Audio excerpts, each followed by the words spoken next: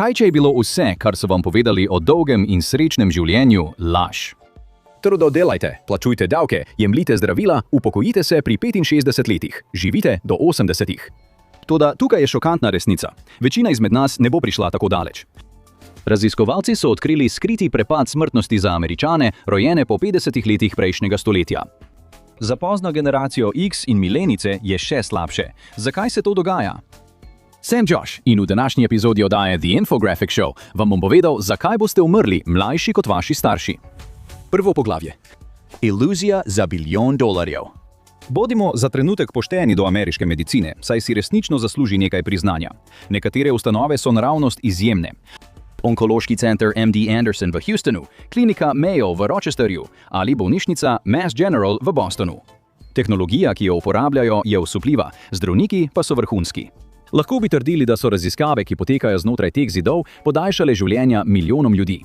Če ste 72-letni mož, ki je pravkar doživel srčni napad, je ameriška bolnišnica resnično eno najboljših krajev na svetu, kjer ste lahko. Tehnologija za posege na srcu je brez primere. Stopnja preživetja pri poznih stadijih raka je med najvišjimi na svetu. Ko je smrt že pred vašimi vrati, je ameriška medicina izjemen stroj za boj proti njej. Težava je v tem stavku, ko je smrt že pred vašimi vrati. Ker ameriški zdravstveni sistem v resnici ni zdravstveni sistem, je sistem za obvladovanje bolezni. Skoraj nič ni vloženo v to, da bi vas ohranili zdrave. Vse je usmerjeno v zdravljenje, ko ste že bolni. Razlika ni filozofska, je finančna in strukturna in za desetine milijonov Američanov je dejansko smrtonosna. Poglejte številke. Leta 2024 so Združene države Amerike porabile približno $14,800 na osebo na leto za zdravstveno varstvo. To je približno $5,000 več, kot porabi Švica, ki je naslednja največja porabnica. To je 18% njihovega BDP. Povprečje primerljivih držav je skoraj polovico te številke. Kljub temu je pričakovana življenjska doba v ZDA 79 let, kar je kar 3,7 leta manj od povprečja primerljivih bogatih držav. Japonska, Švica, Španija, vse dosežejo 84 let. ZDA zaostajajo za vsemi. Kam gre ves ta denar? Pomemben del ga izgine v birokracijo. ZDA porabijo približno $925 na osebo na leto za zdravstveno administracijo, v primerjavi z $245 v drugih razvitih državah. To je $680 na osebo vsako leto, ki izginejo v oddelkih za obračunavanje, papirjih za zavarovanje in neskončnih telefonskih klicih za predhodna odobritev. Ogromen birokratski stroj, ki obstaja samo zato, da odloča, kdo bo plačal za oskrbo, ki je bila že opravljena. Ne zato, da bi jo izboljšali, ne zato, da bi jo razširili, ampak samo zato, da se o njej prepirajo in poročajo o njej. Raziskovalci ocenjujejo, da več kot četrtina vseh ameriških izdatkov, približno $730 milijard v enem letu, gre za zdravljenje preprečljivih bolezni. To je skoraj toliko, kot država porabi za celotno vojsko.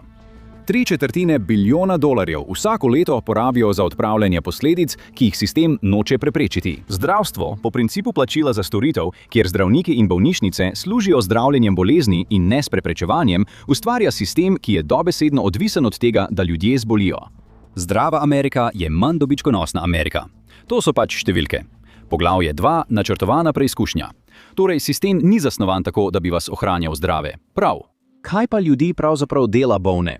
Odgovor je okolje, ki je bilo namerno ustvarjeno okoli ameriškega telesa.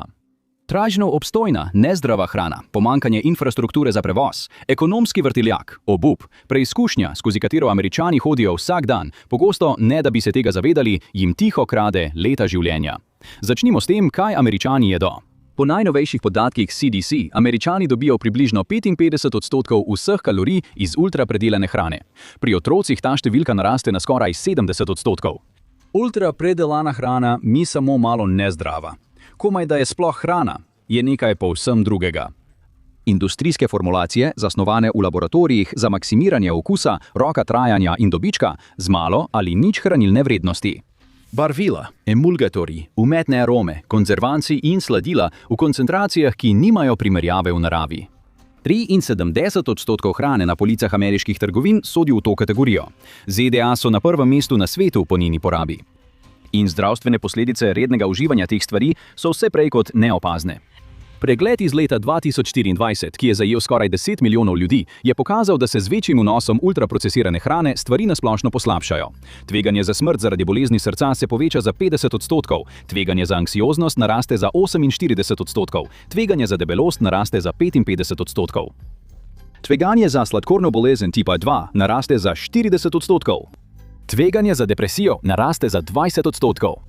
Če greste še dlje, je 66% večje tveganje za smrt zaradi bolezni srca in 21% večje tveganje za smrt zaradi kateregakoli vzroka. V drugi veliki študiji so imeli moški, ki so uživali največ predelane hrane, 29% večje tveganje za raka debelega črevesa in danke. Ni le en slab izid.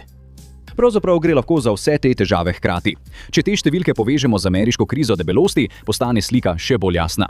Več kot 40% odraslih v ZDA je zdaj debelih. Med milenijci v svojih 30 letih se te številke močno povečujejo. Ta generacija postaja presnovno bolna, prej kot katerakoli druga v sodobni ameriški zgodovini, saj vstopajo v 40. in 50. leta z bremeni, s katerimi so se njihovi stari starši soočili šele v svojih 60. Bolezni, ki so bile nekoč redke pred 50 letom, se zdaj pojavljajo desetletja prej.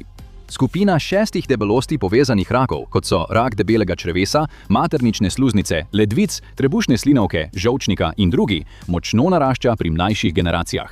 Pri več od teh rakov imajo milenici zdaj približno dvakrat večje tveganje, kot so ga imeli pripadniki generacije baby boom na isti starosti.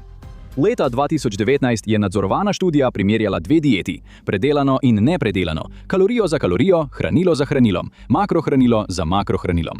Moralo bi dati enake rezultate, vendar so ljudje, ki so jim dodelili ultrapredelano dieto, pojedli približno 500 kalorij več na dan in v samo 2 tednih pridobili približno kilogram več.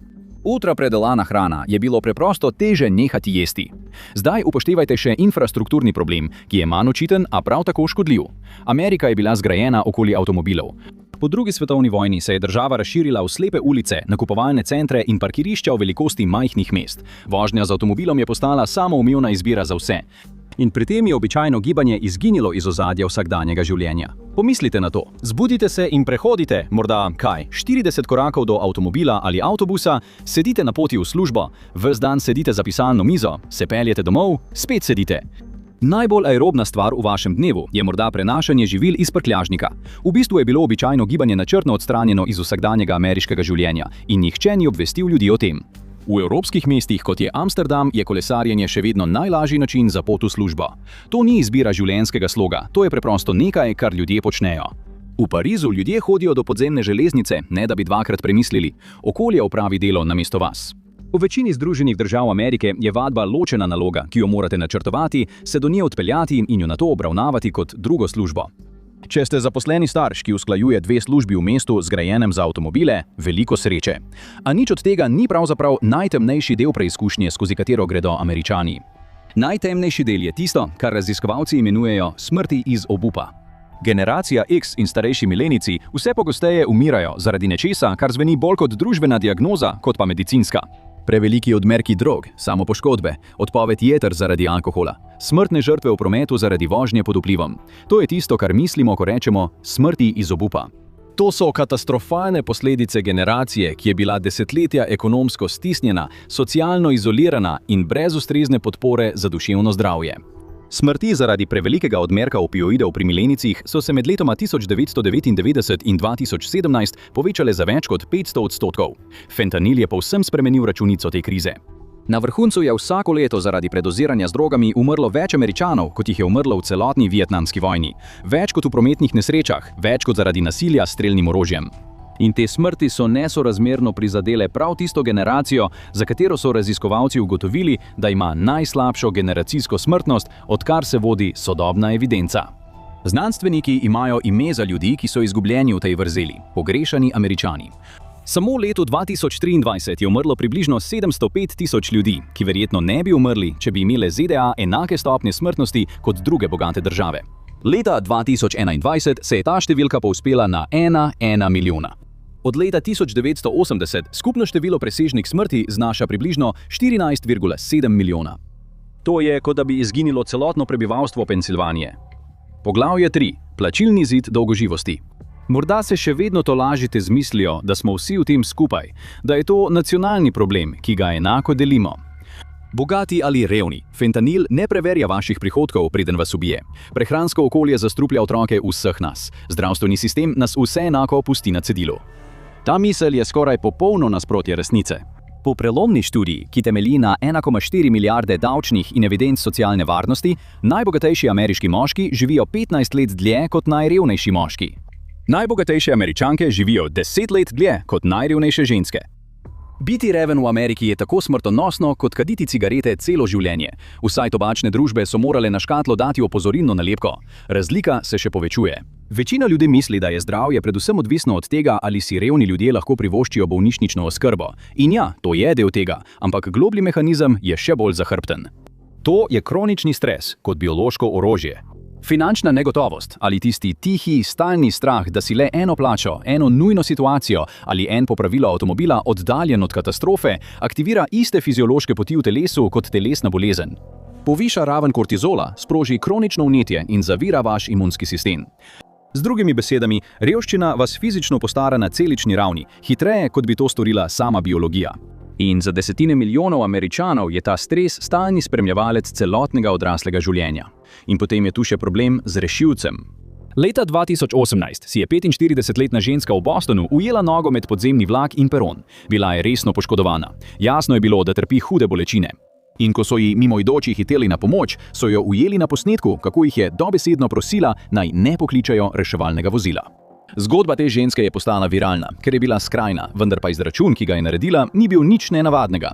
Raziskava YouGov je pokazala, da 23% Američanov pravi, da v primeru nujne medicinske pomoči, ko je potreben takojšen prevoz, namerno niso poklicali reševalnega vozila zaradi stroškov. Medtem pa se na drugem koncu dohodkovnega spektra dogaja nekaj skoraj komično drugačnega. Morda ste že slišali za Briana Johnsona. On je tehnološki podjetnik. Svoje podjetje za plačila je prodal podjetju PayPal za $800 milijonov in nato postal kulturna tarča polemik. Razkril je, da na svoj protokol proti staranju Blueprint porabi več kot $2 milijona na leto. Naslovi trdijo, da ima organe 18-letnika. Želite vedeti, kako mu je to uspelo? Johnson se zbudi ob 4:30 zjutraj. Pogoltne več kot 100 prehranskih dopolnil, uživa algoritmično optimizirano vegansko dieto z 2000 kalorijami, ki se zaključi ob 11. uri dopoldne.